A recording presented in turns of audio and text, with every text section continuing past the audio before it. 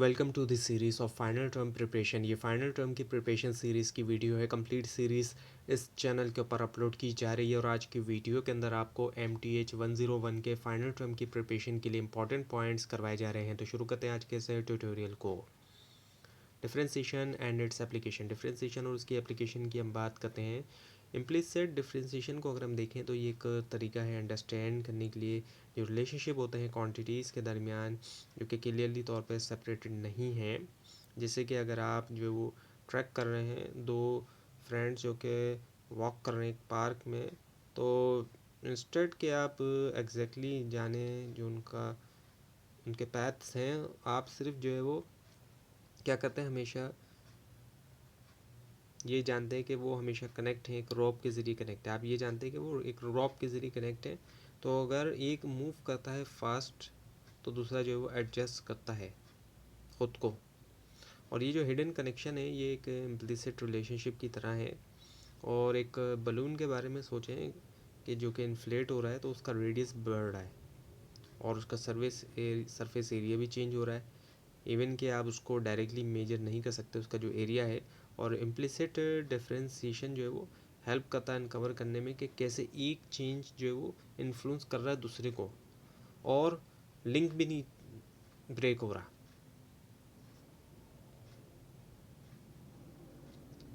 Now the derivatives of inverse function. जो derivative of inverse function है explain करता है कि कैसे रिवर्स करना एक प्रोसेस अफेक्ट करता है उसका रेट ऑफ चेंज। तो अगर आप जो है वो जानते हैं कि कितना फास्ट जो है वाटर जो है वो फिल करता है टैंक को, तो फिगर आउट करें कि कितना तेज़ जो है ये एम्प्टी होता है जब ड्रेनिंग जो है वो इन्वर्स प्रोसेस है। और दूसरी एग्जांपल ये कि कन्वर्ट करना टेम्परेचर्स को, अगर आप जानते हैं कि कैसे सेल्सियस चेंज होता है फ़ारेनहाइट के साथ। सो रिवर्सिंग जो है वो रिक्वायर करती है इसको कि अंडरस्टैंड किया जाए अपोजिट इफ़ेक्ट। और डेली लाइफ के अंदर सोचें अनडूइंग करना एक निटिंग पैटर्न और हर स्टिच जो है वो रिमूव करती है, हर स्टिच का रिमूव होना जो है वो लेती है एफर्ट। जबकि जो सीक्वेंस है वो रिवर्स्ड है। और ये कॉन्सेप्ट यूज़फुल होता है नेविगेशन ऐप्स के अंदर। अगर आप जानते हैं टाइम तो आप पहुंच सकते हैं एक डेस्टिनेशन को, और एस्टिमेट करना रिटर्न ट्रिप जो है उसमें रिवर्स किया जा रहा होता है रूट को, जो कि आइडेंटिकल नहीं हो सकता ट्रैफिक की वजह से। Now the application of differentiation.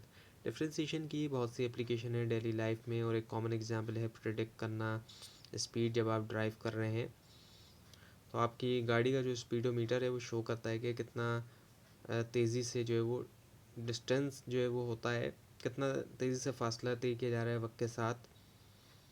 और ये जो एक डेरिवेटिव होता है एक्शन में। और दूसरी एग्जांपल ये कि मॉनिटर करना ग्रोथ, जैसे कि ट्रैक करना कि कितना क्विकली जो एक प्लांट जो है वो ग्रो हो रहा है हर दिन।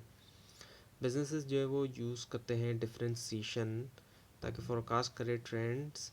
अगर सेल जो है वो बढ़ रही तेज़ी से पहले के मुकाबले में, वो प्लान कर सकते हैं इन्वेंट्री उसी के मुताबिक।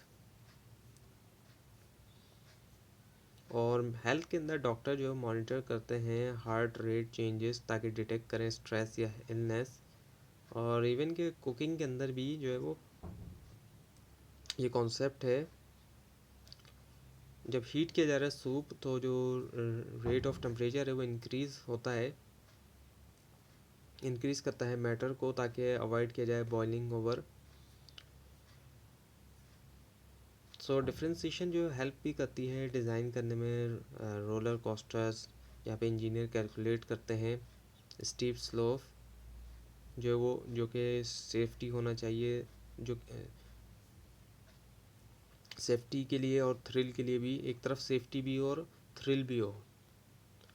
और स्पोर्ट्स के अंदर कोचेस जो वो एनालाइज करते हैं कि कैसे एथलीट की परफॉर्मेंस जो वो चेंज होती है ट्रेनिंग के दरमियान ताकि ऑप्टिमाइज करें रूटीन।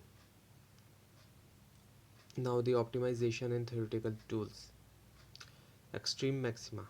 एक्सट्रीम मैक्सिमा से मुराद हाईएस्ट पॉसिबल पॉइंट होता है एक गिवन सिचुएशन के अंदर बिजनेस के अंदर इसका ये मतलब हो सकता है कि अचीव करना हाईएस्ट प्रॉफिट जो एक सीज़न के दरमियान। और एग्जांपल ले तो जैसे कि एक स्टोर में जो है वो एनालाइज किया जाता है कि कौन से दिन जो है वो बिगेस्ट बहुत बड़ी जो है वो सेल हुई है। और स्पोर्ट के अंदर जो है वो एक एथलीट की जो पीक परफॉर्मेंस होती है चैम्पियनशिप के दरमियान, आइडेंटिफाई करना इन पॉइंट्स को हेल्प करता है प्लानिंग में और रिसोर्स एलोकेशन में।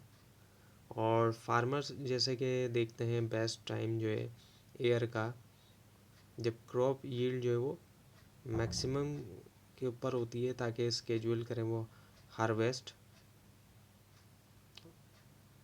और सोशल मीडिया जो है इसी तरह सोशल मीडिया मैनेजर जो है वो क्या करते हैं, ट्रैक करते हैं मूवमेंट जब इंगेजमेंट जो है वो हाईएस्ट होती है जो उनके कंटेंट के ऊपर। So minimum and maximum values की हम बात करें, ये रिप्रेजेंट करते हैं हाईएस्ट और जो लोएस्ट पॉइंट होते हैं रेंज के अंदर।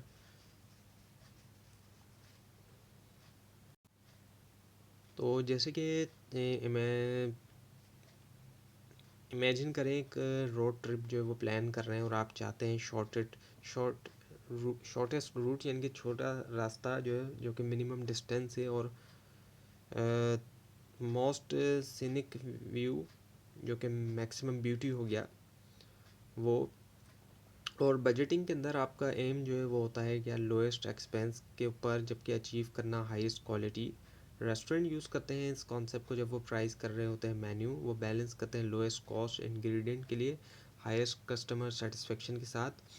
और वेदर फोरकास्ट में अक्सर हाईलाइट किया जाता है डे का हाईएस्ट और लोएस्ट टेम्परेचर, जो कि हेल्प करता है लोगों को प्रिपेयर होने में इस तरीके से। सो ये जो एक्सट्रीम्स होती हैं ये हेल्प करती हैं डिसीजन मेकिंग में, क्योंकि ये डिफ़ाइन करते हैं बाउंड्रीज जिसके अंदर चॉइस होती हैं। So Newton's method, Rolle's theorem and mean value theorem. अब ये मेथड जो है न्यूटन्स मेथड कुछ इस तरीके से है जैसे कि गैस करना पासवर्ड को या रिफाइन करना गैस को जो कि बेस कर रहा है फीडबैक के ऊपर जब तक आपको सही ना मिल जाए। और ये एक अप्रोच है एस्टिमेट करने के लिए अननोन वैल्यूज़ जो है क्विकली। और रोल्स थ्योरम जो है वो कहता है कि अगर आप स्टार्ट करते हैं और एंड करते हैं सेम टाइम के ऊपर, तो एक ऐसा पॉइंट होता है दरमियान में जहाँ पे चीज़ें बैलेंस आउट होती हैं, जैसे कि सीसो होता है, वो लेवल होता है एक पॉइंट ऐसा होता है उस पर कुछ पॉइंट के ऊपर। और मीन वैल्यू थ्योरम जो है वो बताता है कि एक जर्नी के दरमियान एटलीस्ट एक ऐसा मोमेंट होता है जब स्पीड जो है वो मैच कर जाती है एवरेज स्पीड जो है होल ट्रिप के।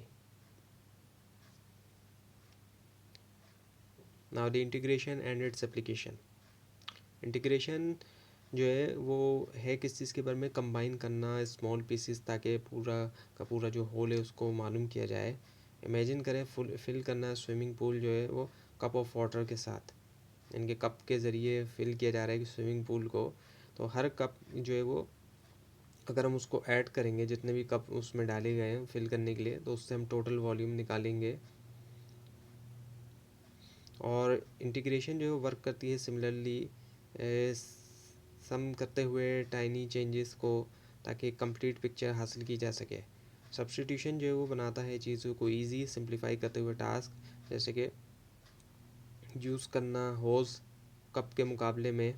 और रियल लाइफ के अंदर इंटीग्रेशन जो है वो आती है जब कैलकुलेट किया जा रहा है टोटल डिस्टेंस जो है स्पीड डेटा से, या फाइंड किया जा रहा है टोटल कैलोरीज इंडिविजुअल इंग्रेडिएंट से। और आर्किटेक्ट जो है वो यूज़ करते हैं इसको एस्टिमेट करने के लिए मटेरियल जो कि ज़रूरी होता है कर्व देने के लिए स्ट्रक्चर ऐड करते हुए small slices. Now the sigma notation and area as a limit. Sigma notation जो है वो एक शॉर्ट हैंड है रिपीटेड एडिशन के लिए, जैसे कि टोटल करना आपके वीकली जो एक्सपेंसेस होते हैं उनको इसके बगैर के लिखा जाए हर अमाउंट। और ये यूज़फुल होता है जब पैटर्न रिपीट होता है, जैसे कि सम करना स्कोर जो है और कई सारे गेम्स का। और एरिया जो है एज अ लिमिट जो है इसका मतलब है कि इमेजिन करना एक सरफेस जो कि जिसको बिल्ड किया गया है काउंटलेस टाइनी पीसेस से। और ये आइडिया आता है पेंटिंग करने में वॉल्स वगैरह को, और ये कॉन्सेप्ट जो है वो हेल्प करता है हैंडल करने में लार्ज टास्क जो इनको ब्रेक करते हुए छोटे प्रेडिक्टेबल स्टेप्स में। तो जो कॉम्प्लेक्स शेप्स या जो सम है उनको भी मैनेज किया जा सकता है सिस्टमेटिक एक्यूमुलेशन के ज़रिए, जो कि बनाता है प्रैक्टिकल जो प्लानिंग और डिज़ाइन के लिए। Definite integral and fundamental theorem. एक डेफिनेट इंटीग्रल फाइंड करता है टोटल वैल्यू जो दो पॉइंट्स के दरमियान, जैसे कि मेजर करना डिस्टेंस जो कि ट्रैवल किया गया एक ट्रिप के दरमियान। और फर्स्ट फंडामेंटल थ्योरम जो है वो कनेक्ट करता है दो बिग आइडियाज़ को, ट्रैक करता है कि कैसे कितना तेज़ी से जो कोई चीज़ चेंज होती है और ऐड किया जाता है उन चेंज को, ताकि फाइंड किया जाए total.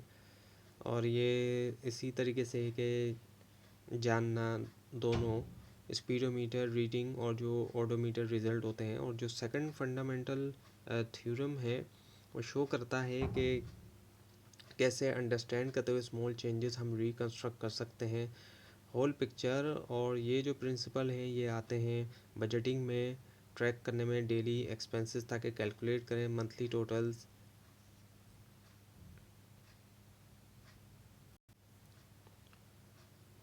Now the advance application and series. So area find करना कर्व्स के दरमियान वो ऐसा है जैसे कंपेयर करना दो रास्तों को और मेजर करना गैप जो है उनके दरमियान। सो वॉल्यूम वाइज स्लाइसिंग जो है इसमें क्या होता है कि स्टैकिंग करना थिन लेयर, जैसे कि बिल्ड करना एक केक जो है स्लाइस से। और वॉल्यूम्स बाय शेल्स में क्या होता है कि यूज़ किया जाता है रोल्ड लेयर, इसी तरीके से जैसे कि रैपिंग किया जा रहा है पेपर ट्यूब को ताकि फॉर्म किया जाए सिलेंडर। और ये मेथड जो है वो हेल्प करते हैं कंस्ट्रक्शन में और डिज़ाइन में, जहाँ पे प्रिसाइज मेजरमेंट ज़रूरी होती है रेगुलर शेप के लिए। और जो वास क्रिएट किया जाता है बनाया जाता है तो उसमें ये होता है कि अंडरस्टैंड करना कि कैसे स्पिनिंग करना एक कर्व को फॉर्म करता है उसकी सरफेस।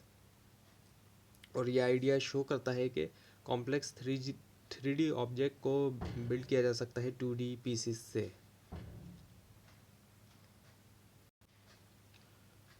सो जो मेजर करना है लेंथ एक कर्व की, वो इसी तरीके से कि ट्रैक किया जाए डिस्टेंस जो है एक वाइंडिंग रोड के साथ। और सरफेस एरिया जो है रेवोल्यूशन का, उसमें ये होता है कि फाइंड करना आउटर लेयर जो एक शेप की जिसको फॉर्म किया है स्पिनिंग करते हुए एक कर्व को। और ये कॉन्सेप्ट ज़रूरी होता है इंडस्ट्रीज़ में जहाँ पर पैकेजिंग है, जैसे कि पैकेजिंग है।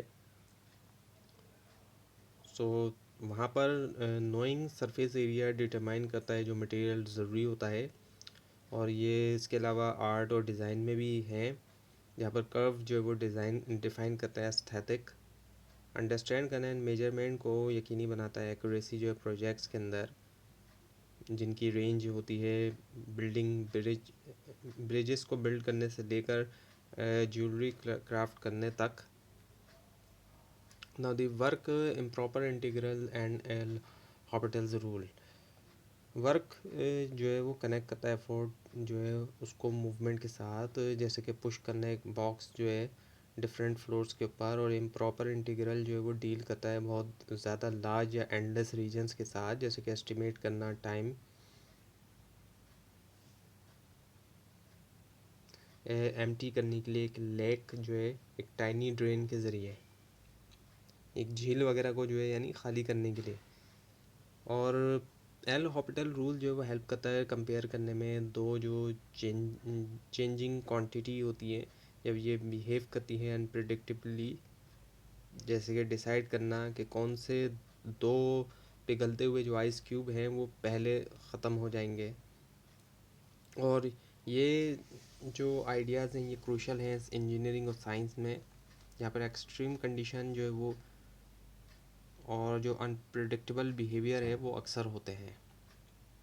Now the sequence series and convergence.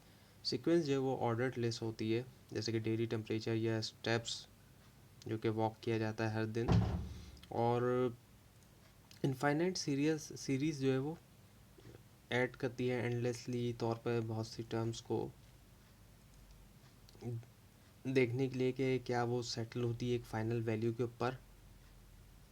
Convergence test जो है वो चेक करता है कि क्या सम जो है वो स्टेबलाइज है या फिर ग्रो होता है, चलता ही रहता है। यानी कि अब जैसे कि मॉनिटर करना कि हैबिट से जो है वो इम्प्रूवमेंट होती है या केओस होता है। और अल्टरनेटिंग सीरीज़ जो है वो स्विच करती है डायरेक्शन, जैसे कि गेन लॉस पैटर्न गेम के अंदर, गेन लॉस वाला जो पैटर्न है। और टेलर और मैकलॉरेन सीरीज़ जो है वो डिस्क्राइब करती है कॉम्प्लेक्स आइडियाज़ को बिल्डिंग ब्लॉक्स का इस्तेमाल करते हुए, जैसे कि एक्सपेंड करना है कि स्टोरी स्टेप बाय स्टेप। तो ये कॉन्सेप्ट वाइडली तौर पे यूज़ किए जाते हैं टेक्नोलॉजी में, फाइनेंस में और साइंस में प्रिडिक्ट करने के लिए आउटकम भी और सिंप्लीफाई करने के लिए कॉम्प्लेक्स सिस्टम। ये था आज का लेसन। आपको इस बारे में कोई क्वेश्चन है, खासतौर पर इसमें कोई मिस्टेक दिखाई दे ज़रूर हाईलाइट कीजिए। और इस पूरी सीरीज़ को देखने के लिए और फाइनल टर्म एग्जाम्स की प्रिपरेशन के लिए इस चैनल को सब्सक्राइब कीजिए, बेल आइकन के ऊपर क्लिक कीजिए। Thanks for watching this video and best of luck.